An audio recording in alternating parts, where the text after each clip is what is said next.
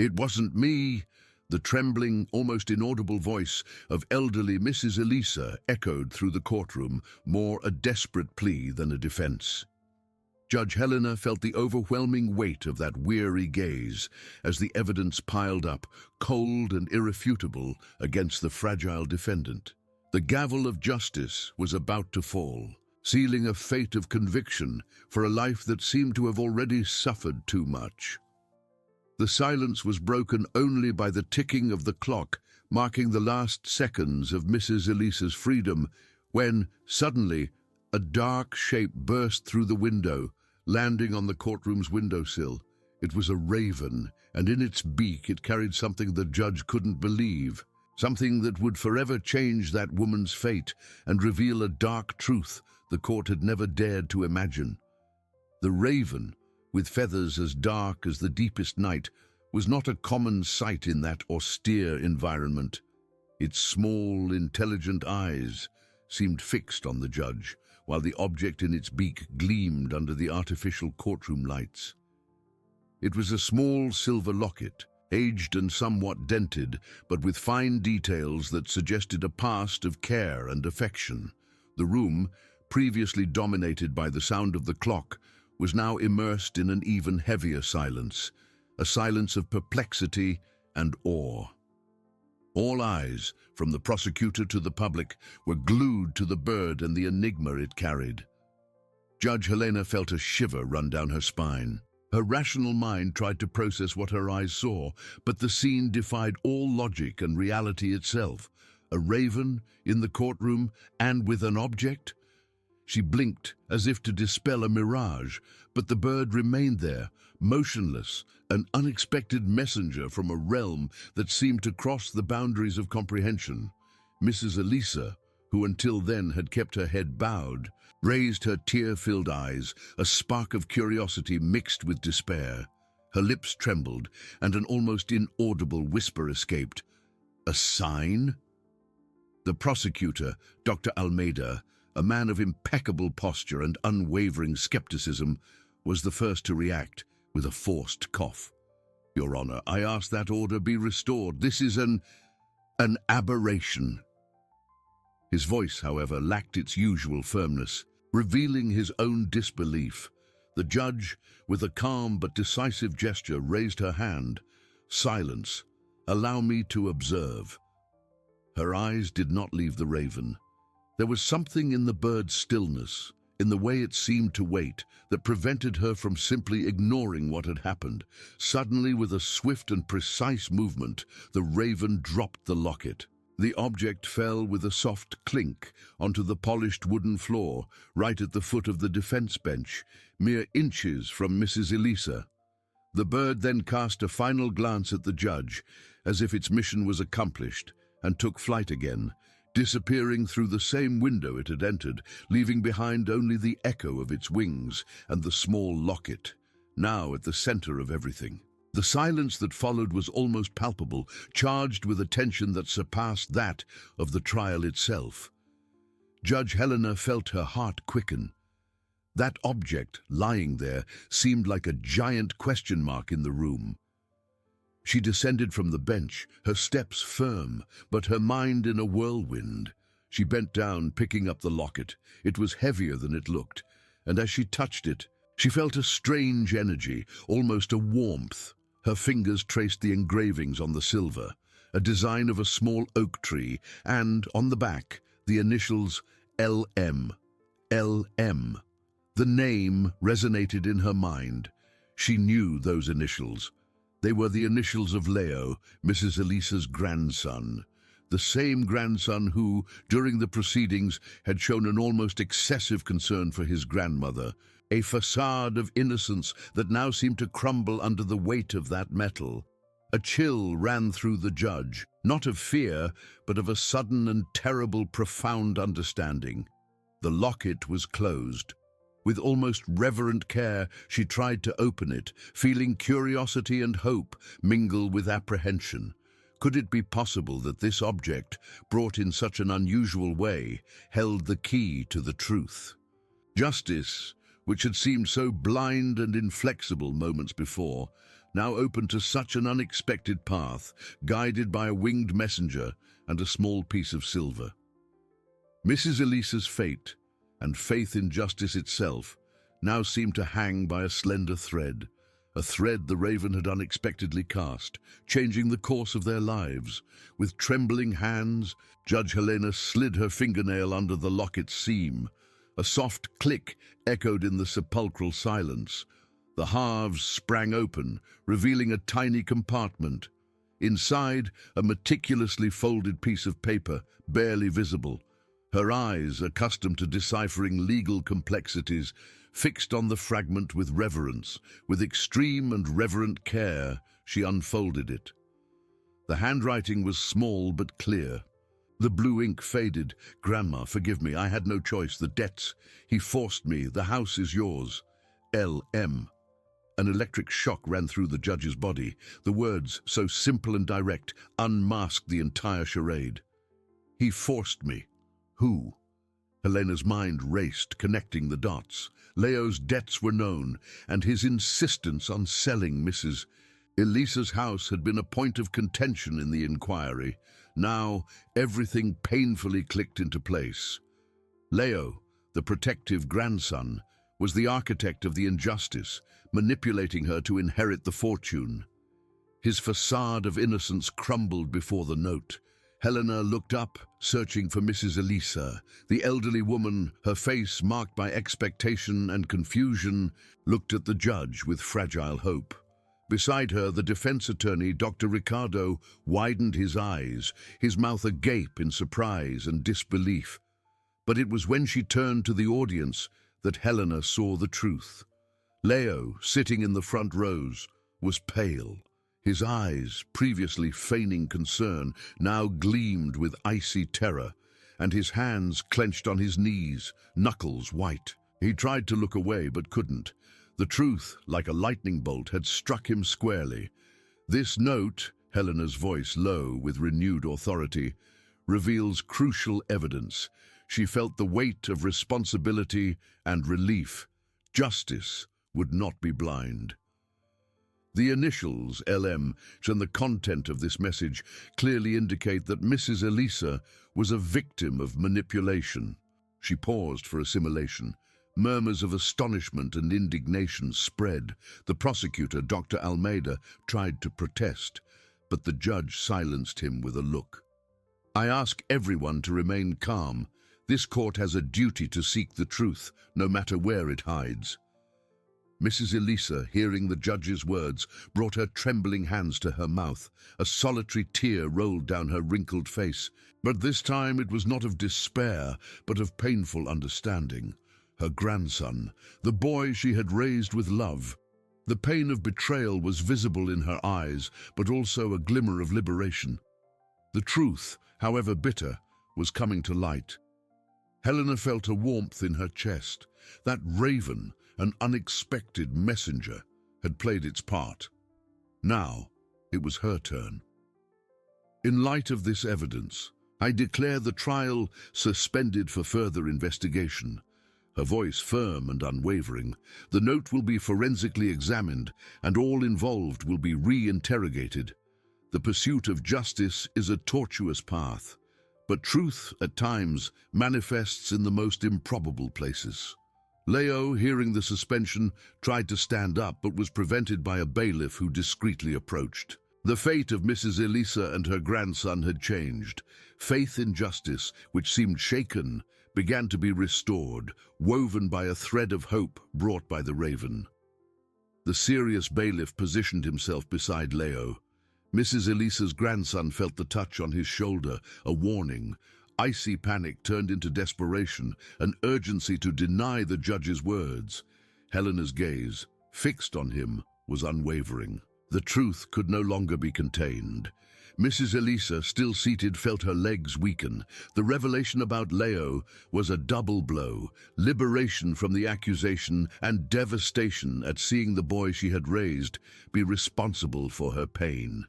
Warm tears streamed down, not of despair, but of relief and profound sadness. Dr. Ricardo, her lawyer, knelt beside her, holding her hand.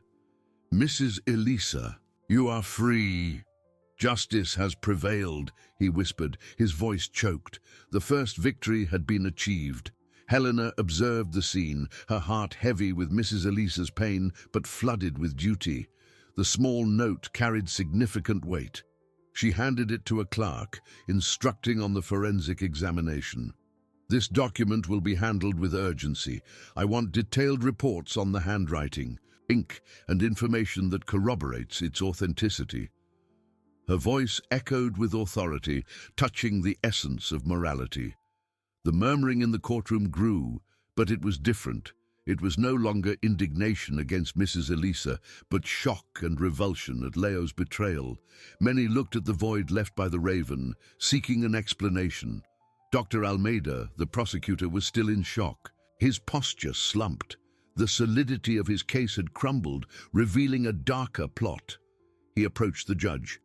"Your Honor, I don't know what to say. The evidence was so convincing." Helena nodded seriously. "Dr. Almeida, justice is a path of constant learning. Evidence can be misleading. Truth at times hides beneath deception." She knew the prosecutor was a man of integrity. That moment was a reminder of the fragility of appearances. The investigation will be restarted from scratch, with Leo Martins as the main suspect. I ask your team to collaborate in uncovering all the details of this manipulation. Leo, realizing the irreversibility, tried one last gambit. "It's not true, it's a setup. I love my grandmother." His voice, previously controlled, was now a hoarse cry full of fear. His words sounded hollow, without conviction. The bailiff, with a firm movement, escorted him out of the room, under the condemning stares of the audience. Mrs. Elisa, with Dr. Ricardo, slowly stood up. Her eyes met Helena's. A nod of gratitude and mutual understanding passed between the two. The judge felt the weight of that gaze, the restored trust. The path ahead would be long and painful for Mrs. Elisa, but she would no longer be alone. The seed of truth planted by the winged messenger had germinated. Justice would flourish, revealing the roots of greed and redemption. The courtroom witnessed the resurrection of hope, proving that truth always finds a way to light.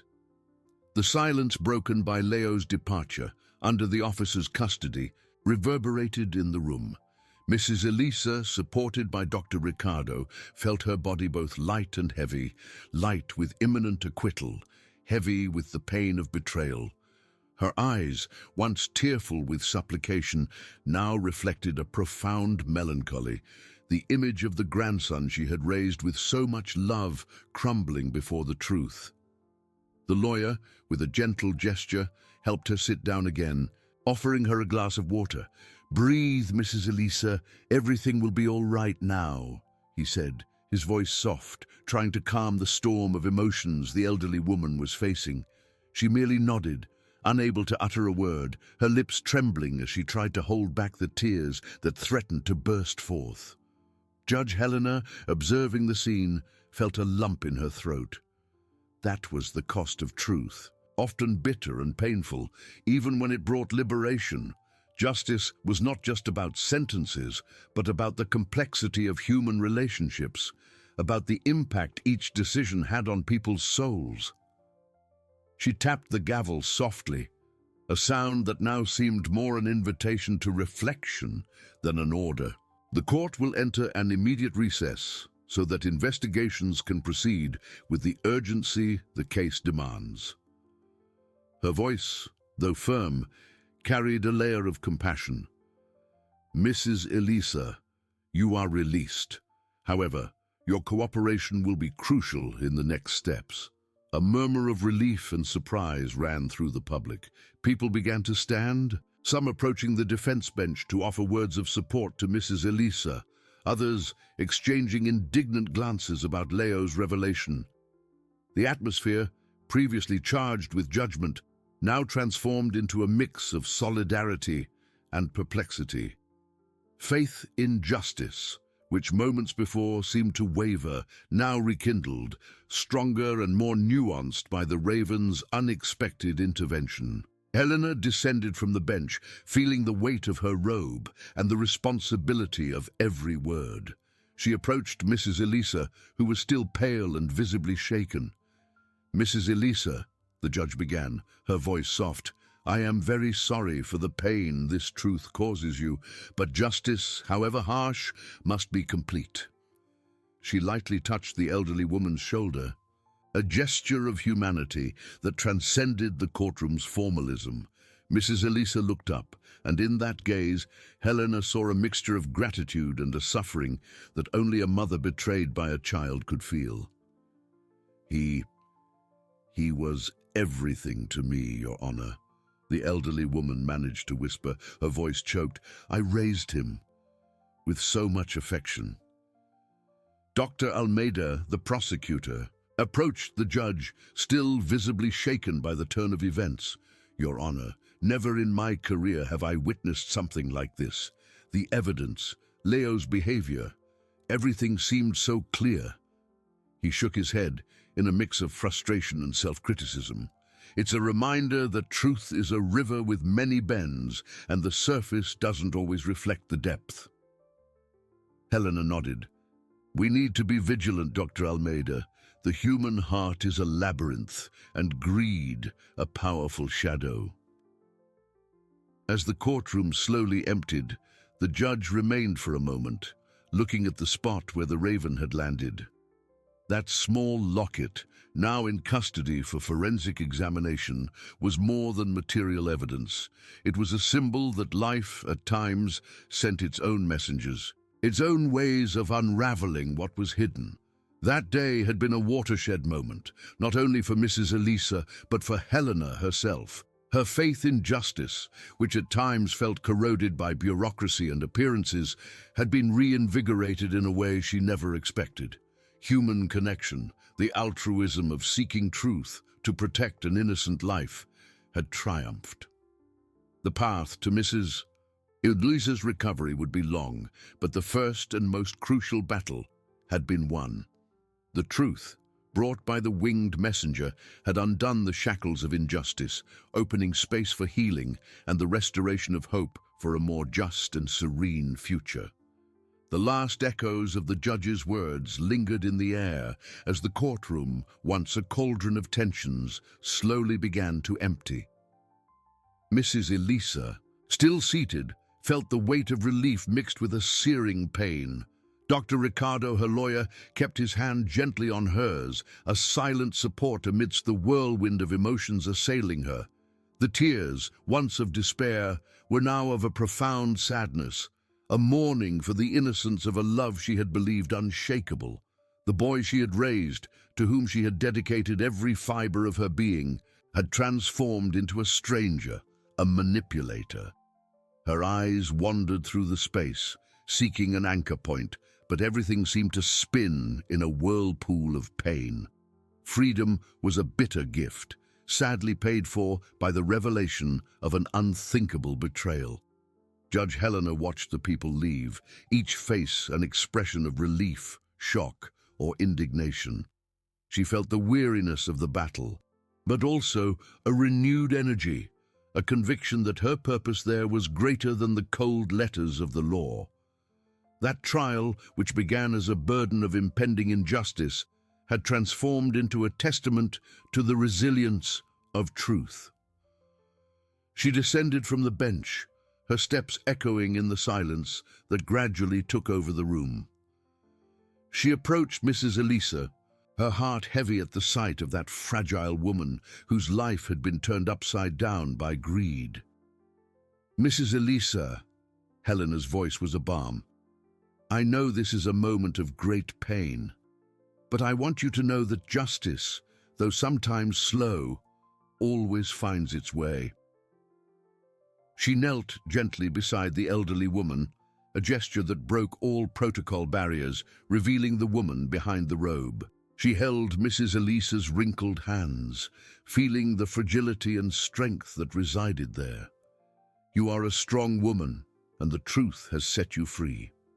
Now, it is time for healing."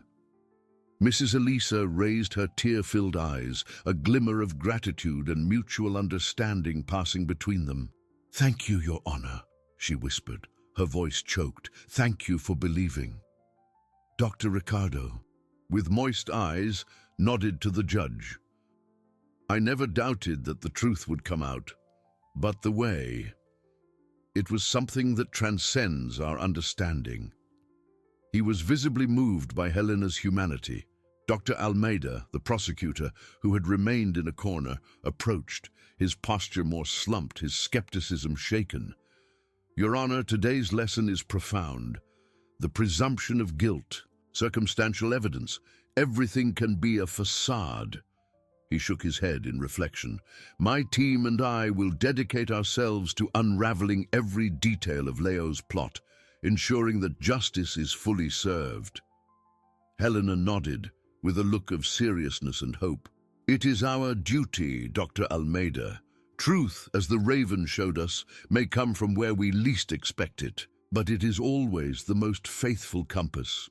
She stood up, feeling the weight of responsibility, but also the lightness of a renewed purpose. That day was not just the end of a trial, but the beginning of a new journey for everyone.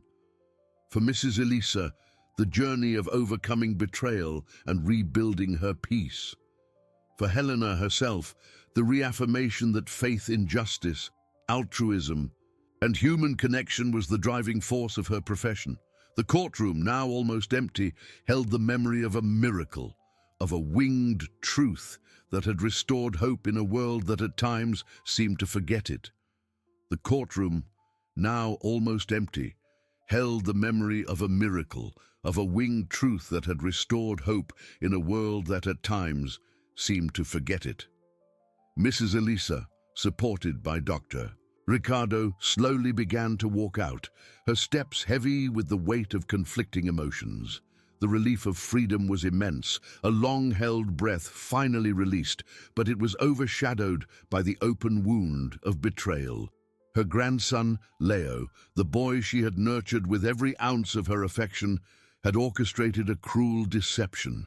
Her heart ached, a pain far deeper than any physical ailment, the sorrow of a mother for a child lost to darkness. She clutched Dr. Ricardo's arm, her gaze distant, lost in the labyrinth of her memories. Judge Helena watched them leave, her own heart a complex mix of triumph and sorrow. The truth had emerged, undeniably, but at what cost to Mrs. Elisa's spirit? Justice, she pondered, was rarely a simple equation of right and wrong. It was often a messy unraveling of human frailties and choices. As the last spectators left, she turned to Dr. Almeida, who was still, visibly shaken, near the prosecution bench. "Dr. Almeida," she began, her voice softer now, devoid of the formal authority of the court, "the investigation into Leo Martins must be deepened. Not just about the manipulation of Mrs. Elisa, but about the debts he mentioned in the note. Who is he who forced him to such an act?" The prosecutor nodded slowly, his usual assertiveness replaced by a thoughtful solemnity. "Your Honor, my team is already mobilized. We will start with Leo's financial records and any contacts he may have had in recent months. This plot is more intricate than it seemed at first glance." Helena felt a shiver of discomfort. The simplicity of Leo's note, "He forced me," now seemed to echo with a deeper, more unsettling resonance. As she tidied her papers, her eyes fell upon a small detail forgotten on her desk. A copy of Leo's initial statement to the police, made months ago before the trial began. She picked it up, her gaze scanning the pages, looking for something she hadn't noticed before, a clue perhaps. Her finger traced a line where Leo, under initial questioning about his financial problems, had vaguely mentioned a business partner who had helped him invest, but that the investment had gone wrong. At the time, it seemed like a flimsy excuse for his gambling debts, but now, with the note and the phrase, "He forced me," the mention of a partner took on a new and sinister outline. Helena felt a chill down her spine. She remembered a man who had briefly testified at the beginning of the proceedings, a neighbor of Leo's, a respectable-looking gentleman known for his influence in small local businesses. He had testified in Leo's favor, attesting to his good character and the pressure the young man had been under. His name was Mr. Carvalho. He had been so convincing, so solicitous, an unexpected turning point. The he in Leo's note was not an anonymous loan shark, but someone who had already passed through those doors, someone the court had considered a reliable witness. Mr. Carvalho. The judge felt the weight of a new and disturbing truth. The web of manipulation was far broader and more insidious than anyone had imagined. Leo might not just be the villain, but also a victim of a larger scheme with deeper roots in the community. That raven had not only revealed the truth about Leo, it had opened a door to an even more complex labyrinth of deceptions. Justice, which seemed to have found its way, now faced a new and challenging horizon, where innocence and guilt mingled in shades of grey. Helena closed her eyes for an instant, the weight of the discovery about Mr. Carvalho tightening her chest. The image of that man, with his soft-spoken manner and seemingly honest gaze, contrasted brutally with the new suspicion hanging over him. It wasn't just a grandson's greed, it was manipulation, orchestrated by someone who had hidden in the shadows, exploiting the fragility of an indebted young man. The web was denser, colder. She felt a chill run down her spine, a reminder that evil, at times, disguises itself under the mask of respectability. She opened her eyes, looking for Dr. Almeida, who was still observing her with an expression of perplexity. "Dr. Almeida," she said, her voice now charged with a new urgency. "Leo's note mentions he forced me, and in his initial testimony he spoke of a business partner. I believe we are not just dealing with Leo's greed, but with a deeper manipulation." She extended the copy of the testimony, pointing to the mention of the partner. "I remember a Mr. Carvalho, Leo's neighbor, who testified in his favor, mentioning the pressure Leo was under. We need to investigate Mr. Carvalho. He might be the he from the note." The prosecutor took the paper, his eyes scanning the lines. A wrinkle of concentration formed on his forehead. "Mr. Carvalho. Yes, I remember him. He seemed like an upright man, respected in the community." His word carried weight. He shook his head, disbelief evident. "If true, Your Honor, this changes everything. Leo might have been a tool, not the mastermind behind it all." "Exactly," Helena agreed, the seriousness on her face unwavering. "Leo's debts, the insistence on selling Mrs. Elisa's house, all of this might have been orchestrated to pressure him. We need to unravel every detail. I want your team to thoroughly investigate all of Leo's financial transactions, his contacts, and most importantly, Mr. Carvalho's life and businesses. Any connection between them, any indication of blackmail or manipulation must be brought to light." Dr. Almeida nodded, perplexity giving way to renewed determination.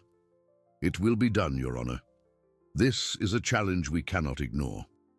Truth, as you said, is a river with many bends, and it seems this river leads us to even murkier waters."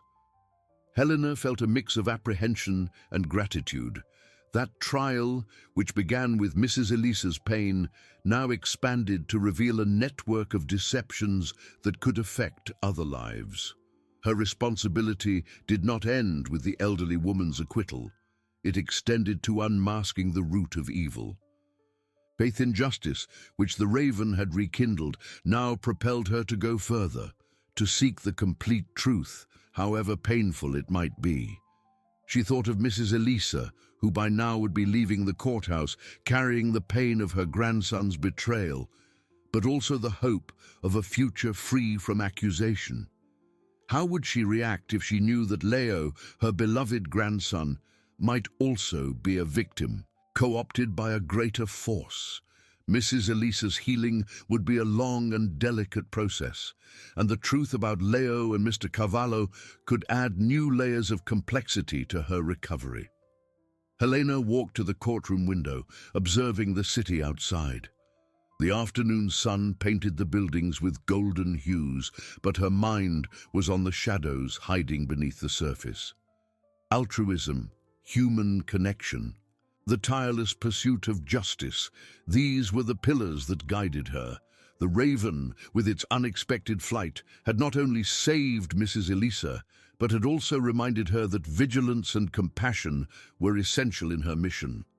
That day, which seemed to have reached a conclusion, was, in fact, just the beginning of a new and deeper journey in search of the full truth, of justice that embraces the complexity of the human soul.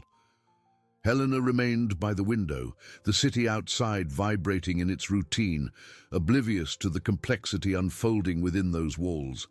The afternoon sun, once golden, now leaned towards the west, tinging the sky with a soft orange that contrasted with the gravity of the judge's thoughts.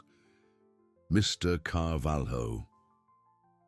That name, once associated with respectability, now echoed with a disturbing shadow in her mind. She felt the weight not only of her robe, but of the immense responsibility to unravel every layer of deception. Leo, Mrs. Elisa's grandson, who seemed to be the villain, could himself be a victim. This twist added a new and painful dimension to Mrs. Elisa's tragedy. As the courtroom continued to empty, Dr. Almeida, with an still astonished expression, approached Helena again. "Your Honor, your intuition about Mr. Carvalho deeply disturbs me. I never imagined that a man of his reputation could be involved in something so sordid." His voice was low, almost a whisper, reflecting his disbelief. Helena turned to him, her eyes serious and determined. "Dr. Almeida, appearances can be the greatest disguises. Greed has many faces, and at times the most dangerous is the one that hides under the mask of benevolence. We need to act with caution, but with utmost urgency." She gestured lightly with her hand, emphasizing the importance of discretion. "We cannot alert Mr. Carvalho before we have concrete evidence. I want your team to discreetly begin investigating his businesses, his connections, any history of suspicious transactions, and of course his interactions with Leo. Every detail is crucial." The prosecutor nodded, perplexity giving way to cold determination. "Understood, Your Honor. I will mobilize the best investigators for this task. Mr. Carvalho's reputation may make it difficult, but the truth must prevail." He paused briefly, his eyes fixed on a distant point. And Mrs. Elisa? How would this new information, if confirmed, affect her? She is already so fragile from Leo's betrayal. Helena sighed, concern marking her countenance. "That is the most delicate part, Dr. Almeida. Mrs. Elisa needs time to heal the wounds that have already opened. The revelation that Leo may have been manipulated could be a relief for her, a way to understand, perhaps even to forgive.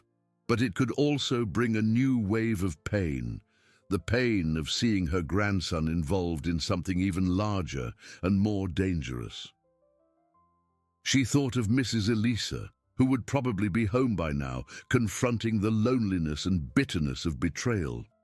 The path to recovery would be long and winding. At that moment, the courtroom door opened again, and Dr. Ricardo, Mrs. Elisa's lawyer, reappeared, hurried. "Your Honor, Dr. Almeida, Mrs. Elisa asked me to convey her gratitude. She is very shaken, but hope, however fragile, has begun to rekindle in her eyes. She said she feels a lighter burden, but the pain for her grandson is still immense." He paused, noticing the seriousness on Helena's and Almeida's faces. "Has something else happened?" Helena hesitated for an instant, pondering whether she should share the new line of investigation. She decided it was too early to involve Dr. Ricardo, especially before having any evidence.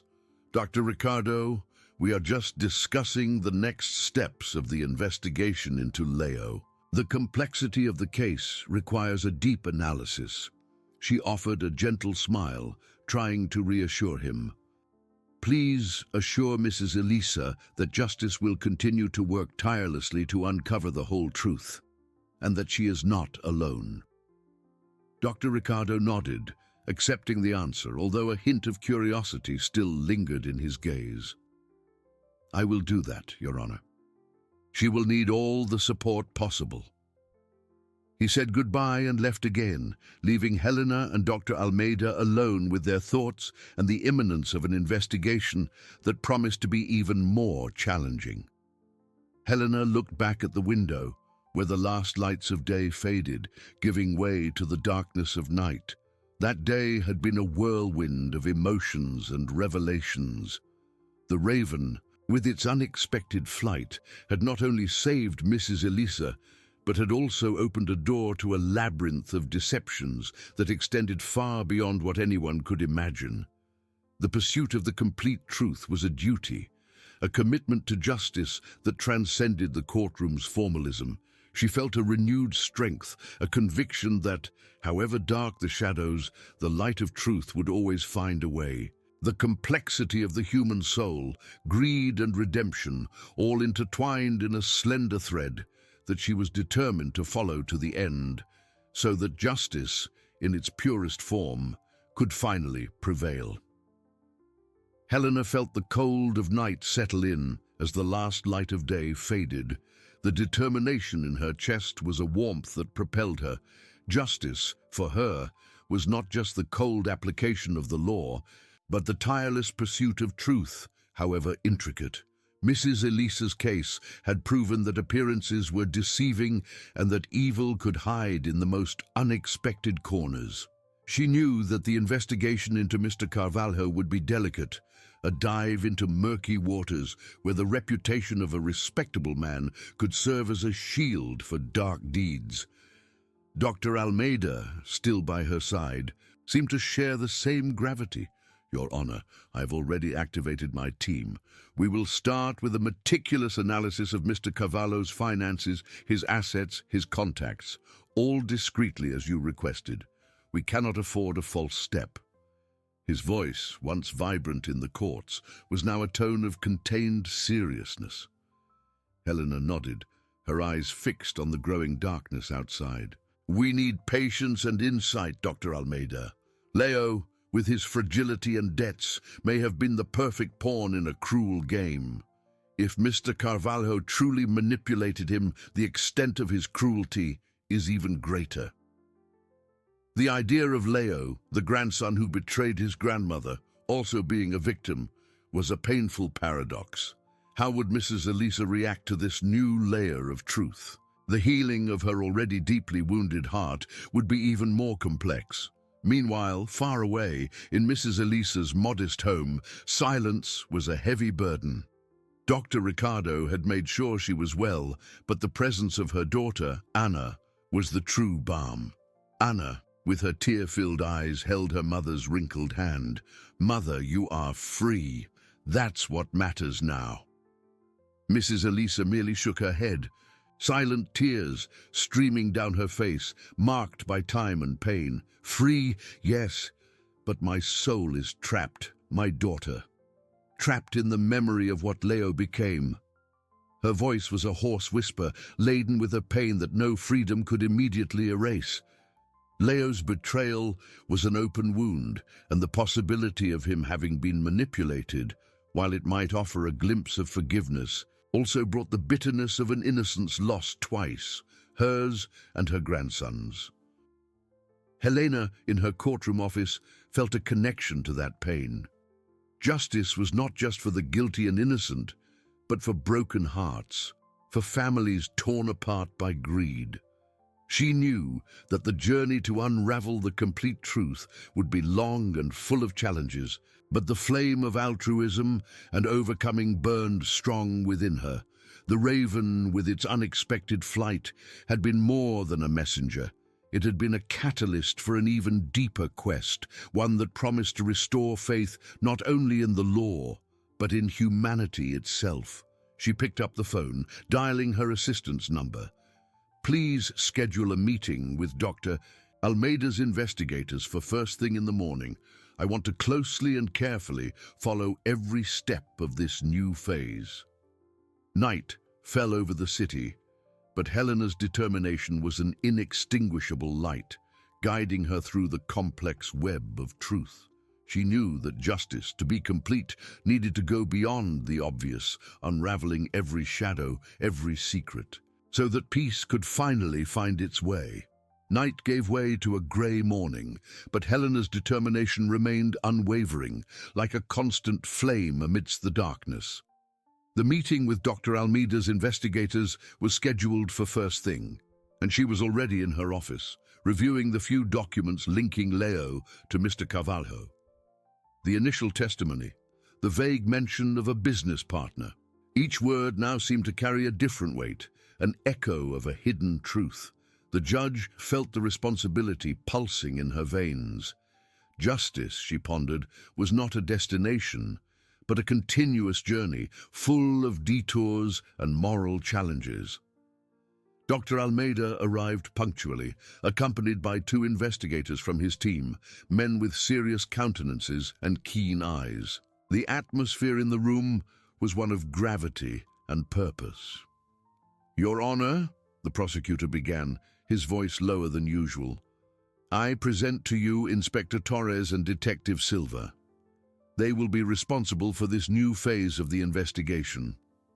Helena greeted them with a nod, feeling the team's energy. "Inspector Detective, the task ahead is delicate and requires utmost discretion. Mr. Carvalho is a respected figure in our community. Any false move could compromise the search for truth."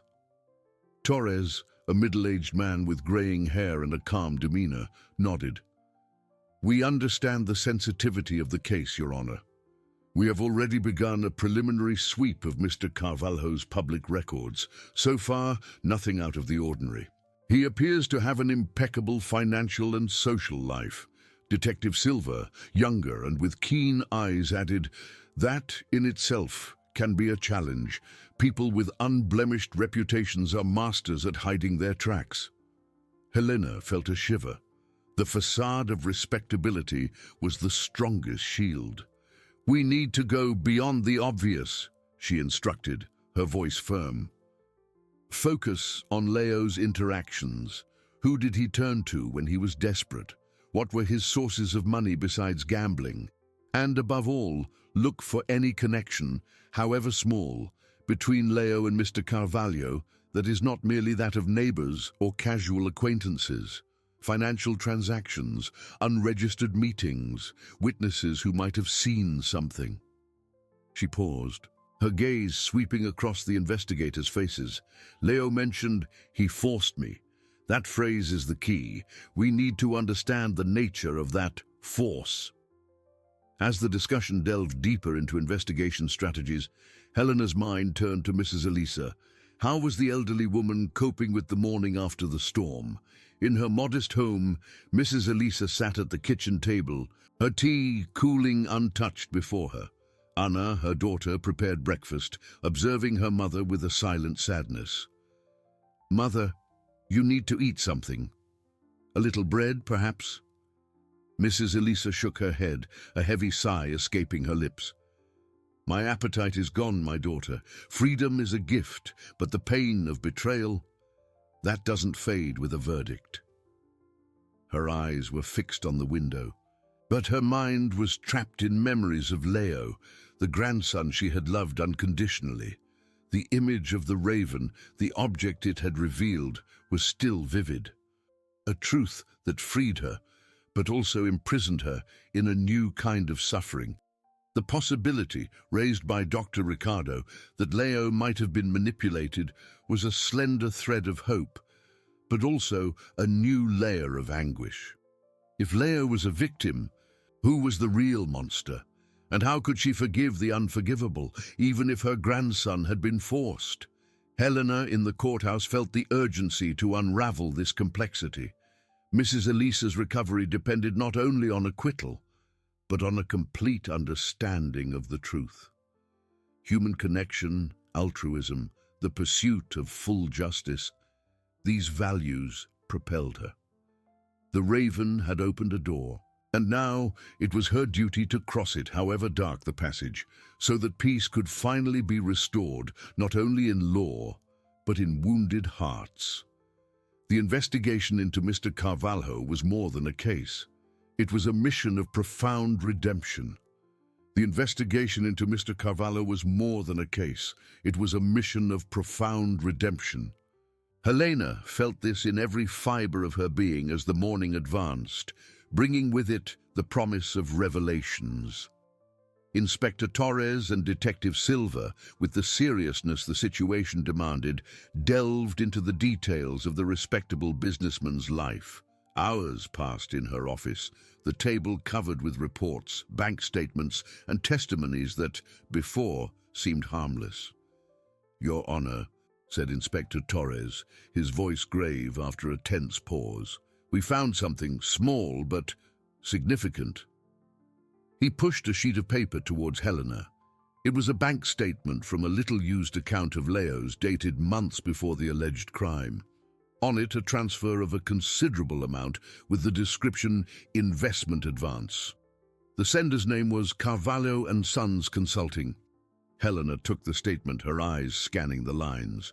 Carvalho and Sons, but Mr. Carvalho always presented himself as an individual investor, a friend of Leo's family.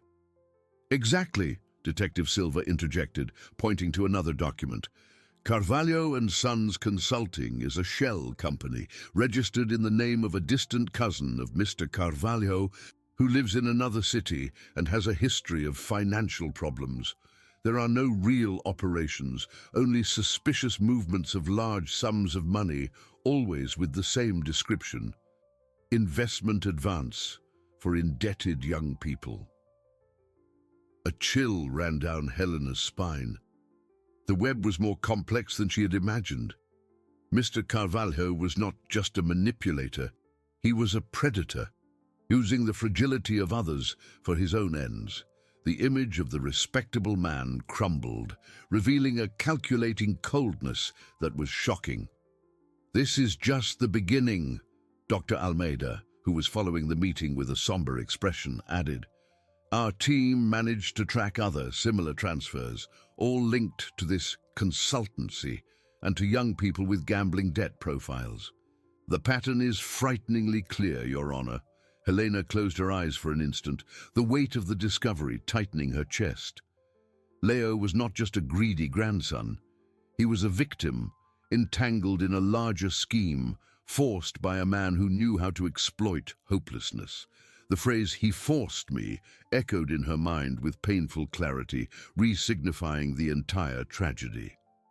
"We need more," Helena declared, opening her eyes with renewed determination.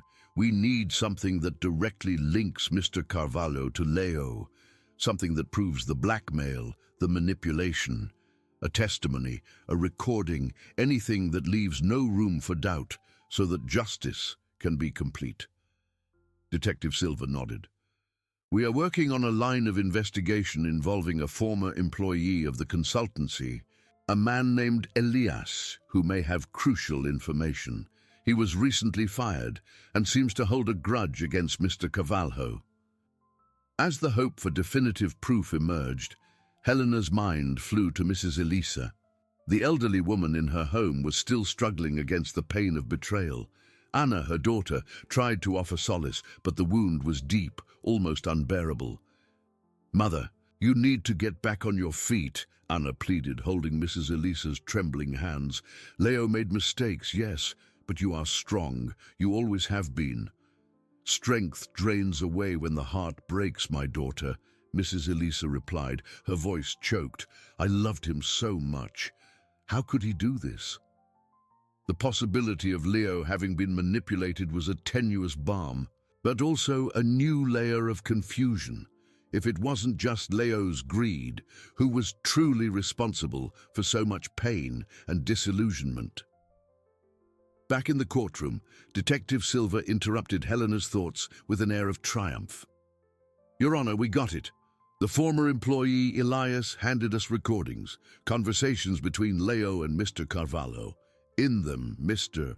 Carvalho threatens to expose Leo's debts and harm Mrs. Elisa if he doesn't follow his instructions to sell the house and incriminate her.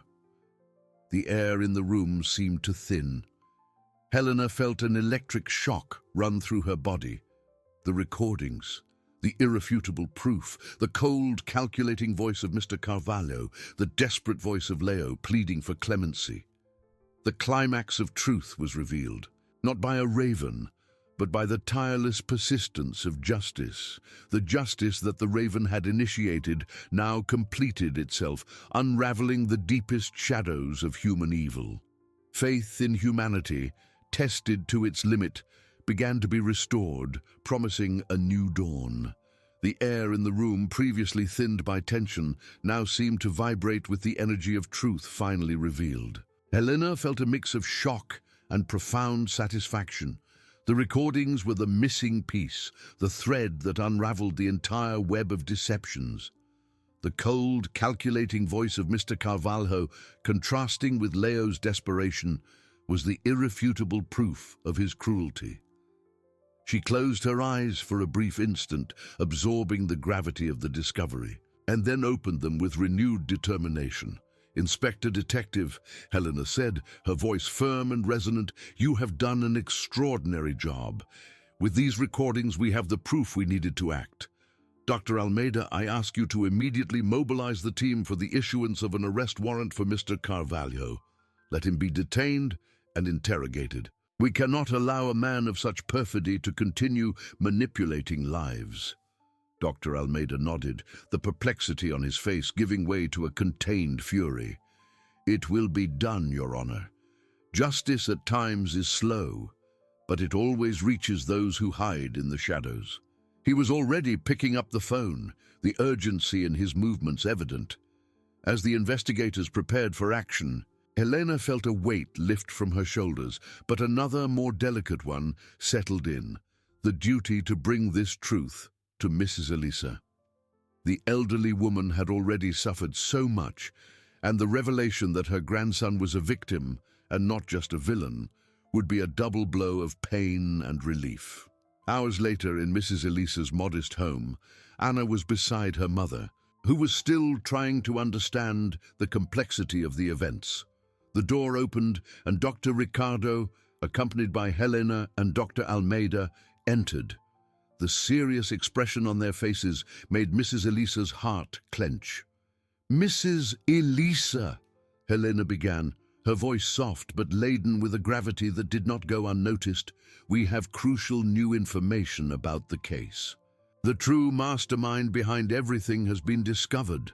Mrs. Elisa's eyes widened. She looked at Anna, who held her hand tightly. Helena, with slow gestures and carefully chosen words, explained about Mr. Carvalho, the shell company, Leo's debts, and finally, the recordings that proved the blackmail and manipulation. Mrs. Elisa listened, tears silently streaming down her face. At first, disbelief, then an even deeper pain for her grandson. "Leo, my Leo, he was forced?" Her voice was a whisper, barely audible, mixing the pain of betrayal with the anguish of lost innocence. The image of Leo, once the villain, now transformed into a victim, entangled in the clutches of a predator. Anna hugged her mother, both crying together. It was a different kind of pain, a pain that paved the way for forgiveness, but also revealed the extent of human evil. Helena observed the scene, feeling a deep connection with that family. Justice was not just about punishing, but about healing, about unraveling the deepest layers of suffering. "Mr. Carvalho has been arrested, Mrs. Elisa," Dr. Almeida informed, his voice softer. "The truth has prevailed. Leo, although he made mistakes, will be treated as a victim of manipulation. The law will be fair to him." Mrs. Elisa shook her head, tears still flowing. "My grandson, he needs help, forgiveness." The wound was still open, But the seed of understanding and forgiveness was beginning to sprout. The raven had brought the truth, and this truth, however painful, opened the way for recovery. Helena felt that faith in justice and in the human capacity to rise again was being restored, one heart at a time. Those words from Mrs. Elisa, "My grandson, he needs help, forgiveness," echoed in the room, laden with a pain that was beginning to transform into compassion. It was the first step towards healing, a glimpse that even in the face of the deepest betrayal, family love could find a way. Anna hugged her mother, both their tears now mixed with a new kind of relief, one that came with the understanding that Leo was not just a villain, but also a victim. Helena observed the scene, feeling the complexity of the human soul unfold before her eyes. Justice, she realized once again, did not end with a verdict or an arrest. It extended to the re-establishment of peace in wounded hearts, to the rebuilding of broken bonds. In the days that followed, the news of Mr. Carvalho's arrest and the revelation of his manipulation scheme shocked the city. The businessman's facade of respectability crumbled, exposing a network of cruelty and greed that had exploited the vulnerability of many, including Leo. The trial against Mr. Carvalho would be long, but the evidence was irrefutable, and the community previously deceived now clamored for justice. As for Leo, the path to redemption was arduous. He was referred for psychological and legal counseling, treated as a victim of coercion, but also responsible for the choices he made. The family, especially Mrs. Elisa and Anna, decided to support him. It was not an easy forgiveness, but an act of unconditional love that recognized human fragility and the need for a second chance. Mrs. Elisa visited Leo, and in each encounter, the barrier of pain diminished, giving way to sincere conversations and tears of regret and acceptance. "I made a mistake, Grandma," Leo confessed, his voice choked. "I was weak and let myself be swayed. But I never wanted to hurt you." Mrs. Elisa, holding his hands, replied, "I know, my son, life teaches us in harsh ways, but the important thing is to learn and seek the light again." Months passed. Mrs. Elisa's life, though marked by the scars of the past, flourished again. The house, once the scene of impending injustice, was now a refuge of peace. She resumed her community activities, with her head held high, her dignity restored, and her faith in humanity renewed. The story of the raven, the revealing object, and the truth that came from where it was least expected became a local legend, a reminder that justice has its own messengers. Helena, in her office, looked at the window where a raven, at times, landed on the windowsill. Mrs. Elisa's case had been a watershed moment in her career and personal life. She had seen the darkest face of greed, but also the resilience of the human spirit, the strength of forgiveness, and the transformative power of altruism. That raven, which many had seen as an omen, for her was the personification of truth that refuses to be silenced, a symbol that hope can emerge in the most unexpected moments. Justice, she understood, was a continuous work, a tireless pursuit of balance and compassion. And, with each new dawn, Helena felt the inspiration to continue her journey, guided by the certainty that truth, however hidden, would always find a way to light, restoring faith and human connection, one heart at a time. Helena, indeed, found in each new dawn a renewed inspiration, a flame that Mrs. Elisa's case had ignited and that now burned stronger than ever.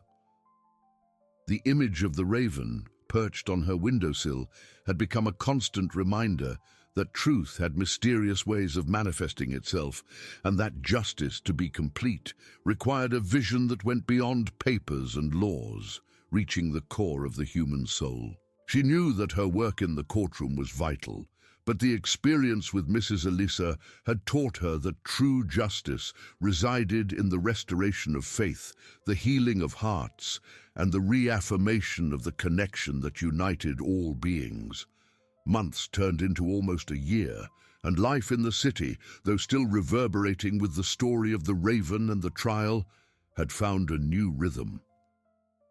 Mr. Carvalho had been convicted of fraud and manipulation, his reputation crumbling under the weight of irrefutable evidence and the testimonies of other victims who, encouraged by Mrs. Elisa's courage, finally came forward.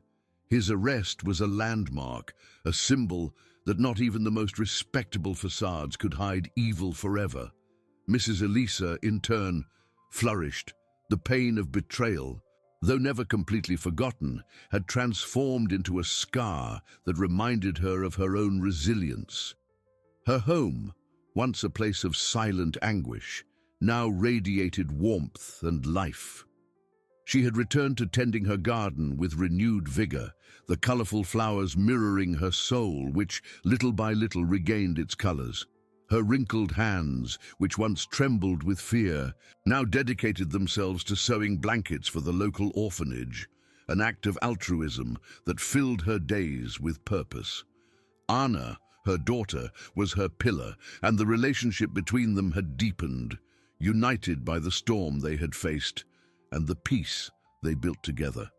Leo, though still on his journey of recovery, showed signs of genuine remorse and a sincere desire for redemption. Therapy sessions and the unconditional support of his grandmother and mother were essential.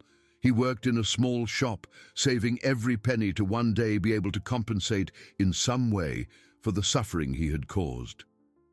Mrs. Elisa's visits to him were always moments of emotion, where forgiveness was not a spoken word, but a feeling that flowed in every hug, in every look of understanding.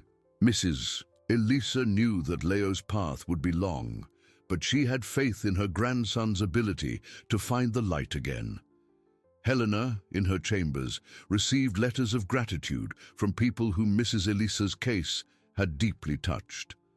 Elderly women, like Mrs. Elisa, who felt represented, inspired by the strength of a lady who refused to be silenced.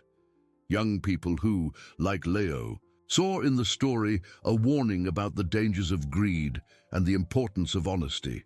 The raven for many had become an amulet, a symbol of hope and of truth that always finds its way. She looked at the window, where the morning sun painted the sky with golden hues. There was no raven today, but its presence was felt, a silent reminder of the miracle that had happened. Justice, she reflected, was not just a system of laws, but an ecosystem of hearts, where compassion, forgiveness, and human connection were the true foundations. And in this ecosystem, everyone had their role, from the judge on her bench to the winged messenger who, with a simple flight, had changed the fate of so many. Helena's faith in humanity was stronger than ever, and she knew that as long as there were hearts willing to seek truth and offer forgiveness, hope would not die.